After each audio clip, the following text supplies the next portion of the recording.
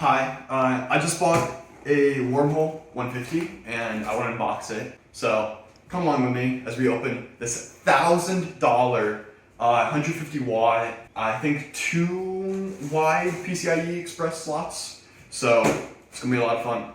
Alright, take it down. I removed the shipping labels on the side already, so we shouldn't have any issues with leaking addresses, but this is how it came earlier. And then you have 2 boxes in it, which is actually a lot cooler than I thought it would be. So you have Wormhole, and you have the cooling kit.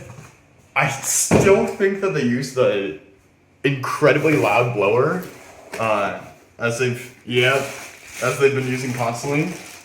I know in the Discord that there's been people have modded their cards to run with, I think, like literally just 2 CPU fans. I'll put that image somewhere on the screen. And also another one who's just built their own like water supply. And hopefully the quiet box that they're gonna release, which is like $15,000, should have water cooling inside of it. So they have the part inside of Tenstorrent somewhere, but they haven't released it yet. So we have to deal with this very loud blower fan. Put that off to the side. And the main thing is this Wormhole 150s 10.6 processor. I don't want to show it on the side, but they got a little sticker. And then they also have just a plain side. And I absolutely love this. If you look on their website, on the side of their quiet box, it has the same design on the inside, and then it just looks cool. That's going on the shelf later. And then on the inside, wait, this looks cool. They have a little support card right here, and then do not use. Someone has definitely messed this up before, and there's a reason why. There's a part of it. Just says that n150 and n300 require a 4+4 pin EPS 12-volt cable for power. Do not use a 6+2 pin or an 8 pin PCIe power cable. I guess the coolest part about this whole thing is the card itself. And, this looks cool. So you have the power supply on the side they were talking about earlier. I don't actually think I do have a power supply for this.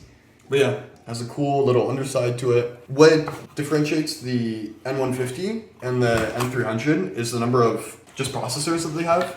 So I'm pretty sure that they fab both of these, their n300s and n150s in the same way.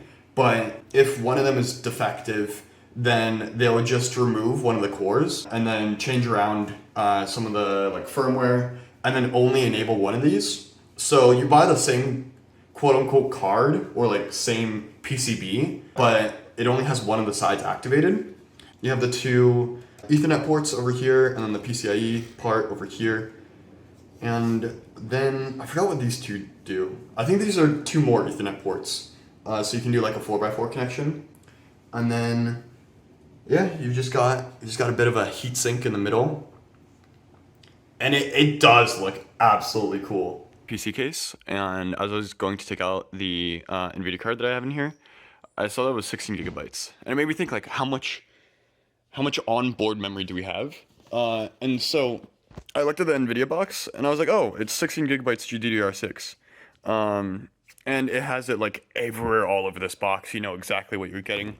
With Wormhole, like one of the things that I don't really like about it is it just tells you it's Wormhole. Like it's hexagons inside. And the only other 2 pieces of information is here. And so you have to go to support on Tenstorrent, which the support site only has 4 links. Actually, no, it has more. I just didn't scroll down. But you see this, and it's like, you have to go to another page from here, and just to find out that we only have 12 gigabytes of GDDR6, but it's twice as expensive as this guy. And honestly, to be fair, NVIDIA does have like 30,000 employees. Tenstorrent only has 200 to 500. So, like, NVIDIA is about 6 times bigger. And I do feel like a Tenstorrent card is not 1/6 of an NVIDIA card. So, like, utility per employee, a lot higher at Tenstorrent, which is kind of nice, actually. They also have NVIDIA was founded in April of 1993, Tenstorrent 2016. So NVIDIA also has like a 23-year head start. So it does make working with NVIDIA cards a lot easier because you have CUDA, you have machine learning, you can do a bunch of different things, and you can also play a bunch of Steam games. I was breaking in this PC for the last 2 weeks, and it was a lot of fun just like playing random video games because I got 64 gigs of RAM in there for the AI compiler for this guy, and it just runs everything very instantly. There's only cold misses in the memory cache, and it just makes it a very fun experience to play with like all these different components. But with a Tenstorrent card, you have to load a very specific version of Ubuntu. Not all Steam games support it. And so it looks like I'll have to dual boot this and then literally just remove the Tenstorrent card so I don't use that much power whenever I want to play Steam games on here, which is a little bit annoying, to be honest. But I mean, this card is honestly just made for like professionals. They just released. Let me flip the camera. Or rather, David, the customer guy, just released that they're partnering with one of the big automotive engineers to standardize chip design for that. So that's really cool. And it doesn't sound like they're building some great graphics drivers for it. So, in all honesty, this might be a non-compete where they're just not going to fix the issue of you can't play Steam games on a Tenstorrent card. You're just going to have to run it on CPU. Which is a little annoying because I only have one PCIe 4 slot on here, and I want to put that towards my my NVIDIA card, but I have to give it up and put it in a PCIe 3 slot, so I can put the Tenstorrent card there. So it is what it is, but I'm having a lot of fun installing it. People are going to be asking for a size comparison of the two cards. This is them put together, so they're not all that different. But I do feel like the blower fan plus this massive adapter is very annoying and takes up so much space on the computer. Also, these are the top fans, and then there's a bottom plating on the NVIDIA card. So you can just kind of put it down in whatever way you want to. But Tenstorrent, there's no bottom plate, which makes it very annoying. I mean, not technically annoying, because like people have cooked up ways to put water cooling onto the Tenstorrent cards, which is really cool, very expensive, but very cool. But you can't really do that with an NVIDIA card. Like, you can, but it doesn't seem to be the most tamper and play around with friendly. They use, like, very unorthodox screws. By unorthodox, I literally just mean I don't have this in my toolkit. I don't know if that's standard for GPU design, but it seems like they don't really want you to tamper with it, but Tenstorrent looks like they kind of want you to play around with the cards and see what you can do with them. So, it's a little fun. This is what it looks like with the Tenstorrent card inside. It spans the entire case. And this is the most heinous thing about it, is that it just barely doesn't fit inside my PC case.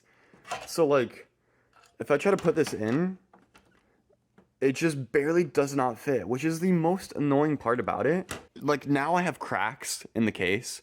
This is just basically a me skill issue. This is not a Tenstorrent issue. And so now I have to, like, tape up the top, because I don't want this to be blowing in the open air, because we have my roommate up there has a cat.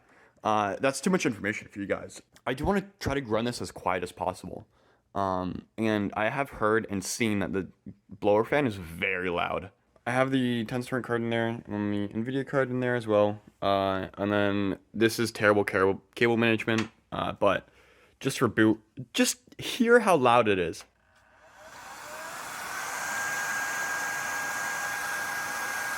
So this is me talking normally, and this shit pulls in so much air. I can see why people are annoyed with how loud the fans get. Because it's not all that fun.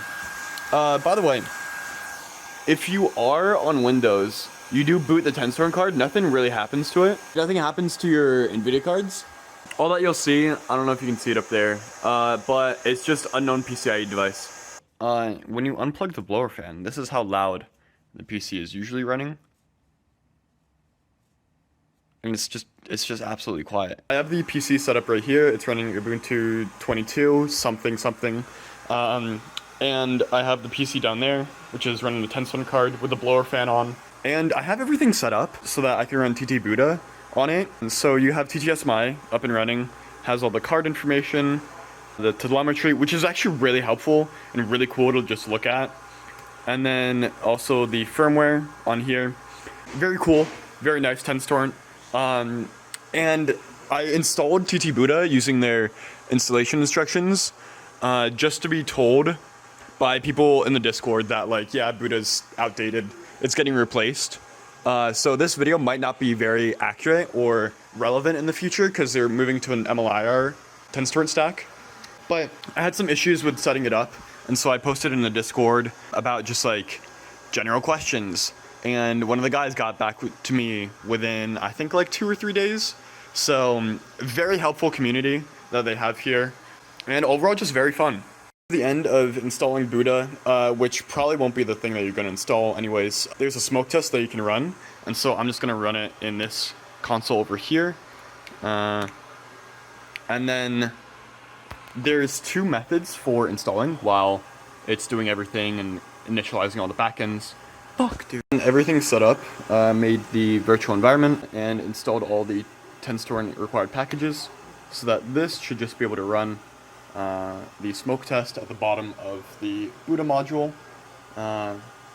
and it should just run all the way through, and then you can see that it prints out the first tensor that's defined, the second tensor that's defined, and then it adds them together. I'm pretty sure it just returns M1 plus M2, and then a copy of M1, and then it says PyBuddha installation was a success.